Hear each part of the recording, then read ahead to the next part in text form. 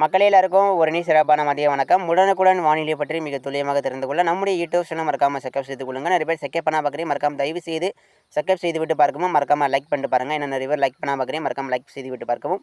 இன்றைக்கான தேதி வந்து பார்த்தீங்கன்னா ஏப்ரல் மாதம் 20/4/2026 ஆகுது. இந்த ஒரு அறிக்கையை ஸ்கிப் பண்ணாமல் கேளுங்க மக்களே.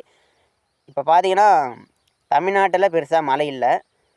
ஆனால் இலங்கை பக்கம் போனீங்கன்னா தீவிரமான மழை வந்து பதிவாகி வருகிறது. இலங்கைக்காக நான் வந்து அறிக்கையும் வந்து வழங்கப்பட்டது. நிறைய பேர் பார்த்துட்டு இருக்காங்க இலங்கை மக்கள். ஸோ இலங்கையில் பார்த்தீங்கன்னா என்ன காரணம்?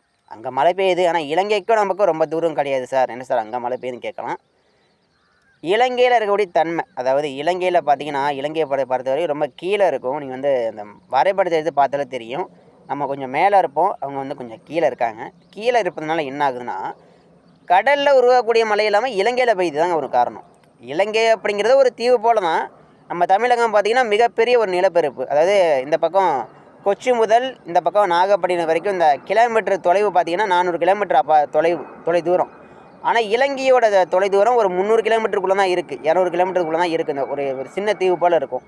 ஸோ இப்படி இருக்கும்பொழுது என்ன ஆகுதுன்னா கடலில் பெய்து கொண்டு கூட மழை இல்லாமல் இப்போ வந்து இலங்கையில் ஒரு தீவு போல் இருக்குன்னு வச்சுக்கோங்களேன். இலங்கை அது மட்டும் இல்லாமல் இந்த குமரிக்கடல்லேருந்து வரக்கூடிய காற்று, இந்த பக்கம் இந்த கிழக்கு சேர்ந்து வரக்கூடிய காற்று, எல்லாமே காற்று அப்படியே ஒன்று சேர்ந்து இலங்கைக்கு கனமழை வந்து புரட்டி எடுக்குது. இனி வரக்கூடிய மணி நேரங்களில் இலங்கை மாகாணங்கள் முழுவதுமே கனமழை பதிவாக போகுது இலங்கையில். சரிங்களா? நம்ம தமிழ்நாட்டிற்கு பொறுத்த வரைக்கும் அது போல் அமைப்பு இல்லை. ஏன்னா தமிழகம் வந்து பரந்த நிலப்பரப்பு. இப்படி இருக்கும்பொழுது காற்று நுழையுது, அது வந்து ஒரு வறட்சியான காற்றாக நுழைந்து கொண்டிருக்கிறது.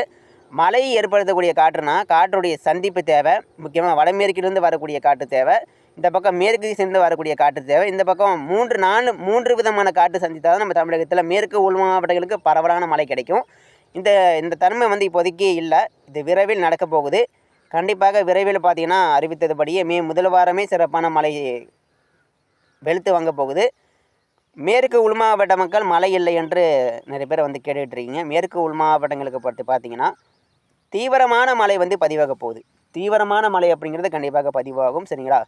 இப்போவே வெயிலுடைய தாக்கம் ரொம்ப அதிகமாக இருக்குது. எல்லோரும் கவனமாக இருங்க. வரக்கூடிய மணி நேரங்களில் வெயில் ரொம்ப அதிகரிக்க போகுது. எல்லோரும் கவனமாக இருங்க. இந்த 2 வாரங்களுக்கு மே இறுதி வரைக்கும் வெயில் தான் இருக்கும்.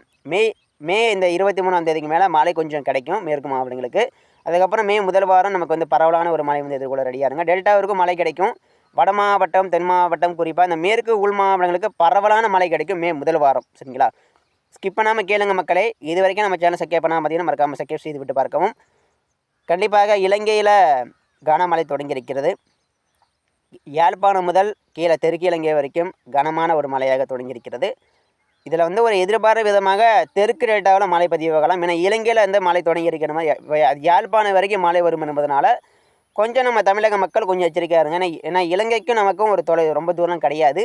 இலங்கையில் ஏதோ ஒரு சில மேகங்கள் கொஞ்சம் திசை மாறி நம்ம தெற்கு டெல்டா நோக்கி வருவதற்கான வாய்ப்பும் இருக்குது. தெற்கு டெல்டாவில் ஒரு சில இடங்களில் ஒரு சில பகுதிகளில் மழை பதிவாகலாம். சரிங்களா? அதுக்குன்னு மழை பதிவாக போகாது, மழை அப்படிங்கிறது இருக்கலாம். ஏன்னா இந்த வட இலங்கையில் மழை தீவிரமாக பதிவாகும் போது அங்கேருந்து ஏதோ ஒரு சிறிய மேகக்கூட்டங்கள் வந்து தெற்கு டெல்டாவில் ஒரு சில பகுதிகளில் அதிகாலையில் மழை கொடுக்கலாம். அப்படின்னு மாலை இரவு நேரத்தில் மழை கொடுப்பதற்கான வாய்ப்பு இருக்குது. வெறும் 50% வாய்ப்பு தான். சரிங்களா? வந்தால் வரலாம், வராட்டி கூட போகலாம். ஆனால் உறுதியான மழை வரக்கூடிய நாள் இப்போ கிடையாது. உறுதியாக கண்டிப்பாக முதல் வாரம் தான் மழை வந்து தீவிரமாக்க போகுது. சரிங்களா? ஸ்கிப் பண்ணாமல் கேளுங்க மக்களே. இந்த கோடை மழையில் பார்த்திங்கன்னா ஒரு பாதிப்பும் இருக்கிறது. நான் சொல்லிக்கிட்டு தான் வரேன். சூறாவளி காற்று அதிகமாக அடிக்க போகுது. சூறாவளி காற்று எதனால் அதிகமாக அடிக்க போகுதுன்னா தற்போது அதிகமாக பதிவாகக்கூடிய வெயில்னால் சூறாவளி காற்று அதிகமாக அடிக்க போகுது. அது மட்டும் இல்லாமல் இடிமின்னல் தாக்கம் மிக கடுமையாக இருக்க போகுது. ஸ்கிப் பண்ணாமல் கேளுங்க. இதை பற்றி நம்ம விரிவாக பார்க்கலாம். ஸோ அடுத்தபடியாக பாதிப்புகள் குறித்து பார்க்கலாம். என்னென்ன பாதிப்புகள் ஏற்படும், மழை பெய்யும் பொழுது என்னென்ன பாதிப்புகள் ஏற்படும், இதனால் நமக்கு எப்படி தீங்குகள் ஏற்படும் அப்படின்னு நம்ம பார்ப்போம். கோடை மழை தானே சார், என்ன சார் இது கோடை மழை பெய்யுது, வரட்டும், நீங்கள் வேறு மழை வருவதற்கு முன்னாடி என்னென்ன பாதிப்பு சொல்கிறீங்க அப்படின்னு கேட்பீங்க. மக்களே, இது வந்து விளையாட்டுகள்லாம் கிடையாது. மழை வரும்பொழுது யாருக்கும் எதுவும் ஆயிடக்கூடாது. சரிங்களா? அதனால சொல்லிக்கிட்டு இருக்கேன். ஏன்னா நிறைய பேர் வந்து மழை வரும்பொழுது எல்லாருமே தப்பு பண்ணிகிட்டு இருக்காங்க. என்னென்ன தப்புனா, மழை இப்போ பெய்யுது, அப்போ போய் வீடியோ எடுக்கிறாங்க, ரீல்ஸு பண்ணுறாங்க. ஆபத்தை உணராமல் இப்போ பார்த்தீங்கன்னா ட்ரெண்டிங்காக இந்த இன்ஸ்டாகிராம் பக்கம் போனாலே தெரியும். சார் எங்கள் ஊரில் ஹலோ ஃப்ரெண்ட்ஸ், எங்கள் ஊரில் மழை வந்துருச்சுங்க, எல்லோரும் பாருங்கள் அப்படின்னு. அந்த மழை பெய்யுது, மழை பெய்யும் போதே வீட்டுக்கு மாடியில் போய் கொடையை கொண்டு போய் அப்படியே பார்த்தீங்கன்னா ஒரு தண்ணியால் போய் வீடியோ எடுத்து அப்படியே இன்ஸ்டாகிராமில் அப்படியே யூஸ் போட்டுட்ருக்காங்க. இதெல்லாம் நடக்குது. இதெல்லாம் நடக்க போகுது. அதை வந்து நான் இப்போ என்ன பண்ண போகிறேன்னா, தயவு செய்து ஆபத்தை உணராமல் வீடியோ எடுப்பது தவறு. வீடியோ எடுக்காதீங்க.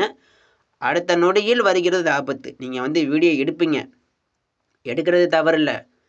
ஆனால் அதில் என்ன ஆபத்து இருக்குது, என்ன மாதிரியான நமக்கு வந்து ஒரு பாதிப்பு ஏற்படும்னா, நீங்கள் வந்து இப்போ எடுத்துக்காட்டால் மாடிக்கு போகிறீங்க, மழை அப்படியே ஜோராக பெஞ்சிக்கிட்டு இருக்குது. இப்போ என்ன ஆகுதுன்னா, ஒரு மழை அமைதியாக பெய்யும்.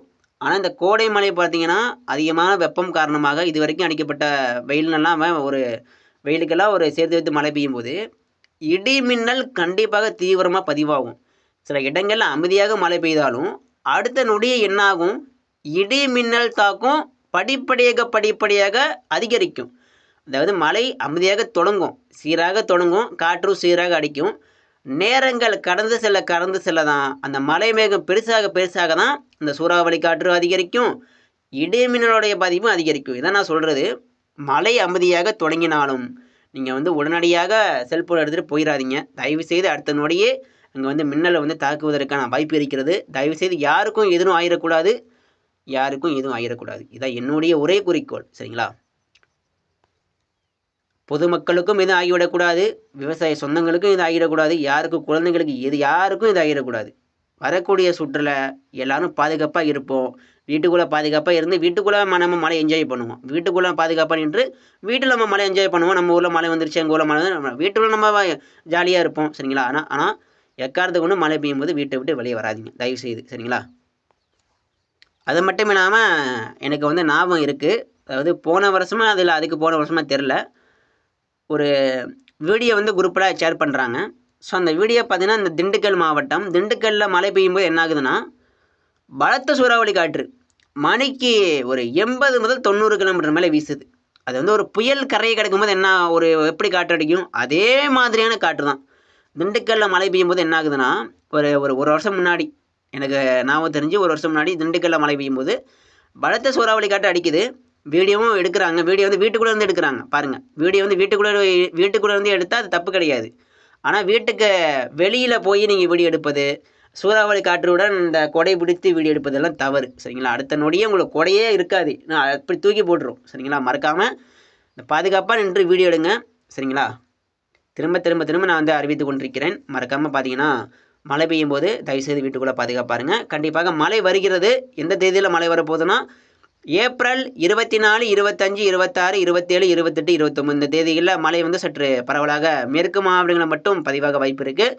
மேலும் மே முதல் வாரம் படிப்படியாக கனமழை வந்து பல்வேறு இடங்களில் தீவிரமாக வாய்ப்பு இருக்குது. நமக்கு கிருஷ்ணகிரி, தருமபுரி, சேலம், மதுரை, மணப்பாறை, திண்டுக்கல் மற்றும் வட உள் மாவட்டம், டெல்டா மாவட்டம், தென் மாவட்டம், மேற்கு மாவட்டங்கள் மற்றும் திருவண்ணாமலை, கிருஷ்ணகிரி, தருமபுரி, சேலம், திருச்சி, தஞ்சாவூர், அரியலூர், பெரம்பலூர் இந்த மாவட்டங்களுக்கு உள் மாவட்டங்களுக்கு பரவலான மழை காத்திருக்கிறது மே முதல் வாரம்.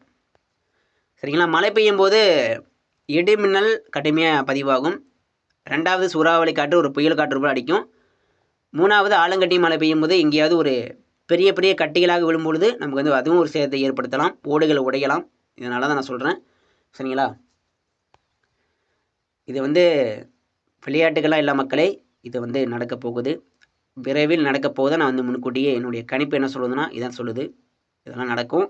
ஏன்னா நீண்ட வாரங்களுக்கு பிறகு, நீண்ட மாதங்களுக்கு பிறகு மழை பெய்தால் இந்த மாதிரியான ஆபத்துகள் ஏற்பட வாய்ப்பு இருக்குது. இதனால தான் எச்சரிக்கையாக இருங்க மக்களே. சரிங்களா? தயவுசெய்து அசல்ட்டாக இருக்காதீங்க. வரக்கூடிய கோடை மழை என்ஜாய் பண்ணுங்கள். வீட்டுக்குள்ளே இருந்து நம்ம எல்லோரும் சந்தோஷமாக அதை வந்து ஏற்றுக்கொள்வோம், மகிழ்ச்சியை ஏற்றுக்கொள்வோம். சரிங்களா? மழைக்கு ஒரு நன்றி சொல்லுவோம். வீட்டுக்குள்ளே நின்று நம்ம என்ன வேணால் பண்ணலாம். ஆனால் வீட்டுக்கு மாடிக்கு போகாதீங்க, ரீல்ஸ் போடாதீங்க, மரத்துக்கடிக்கு போகாதீங்க. சரிங்களா? ஆபத்தை உணராமல் தயவுசெய்து வீடியோ எடுத்து போடாதீங்க. சரிங்களா? நன்றி, வணக்கம். அடுத்தடுத்த அறிக்கையில் தொடர்ந்து பார்க்க மறக்காம நம்ம யூடியூப் சேனல் சப்ஸ்கிரைப் செய்து கொள்ளுங்கள். நிறைய பேர் சப்ஸ்கிரைப் பண்ணால் பார்க்குறேன், மறக்காம தயவுசெய்து சப்ஸ்கிரைப் செய்து விட்டு பார்க்கவும்.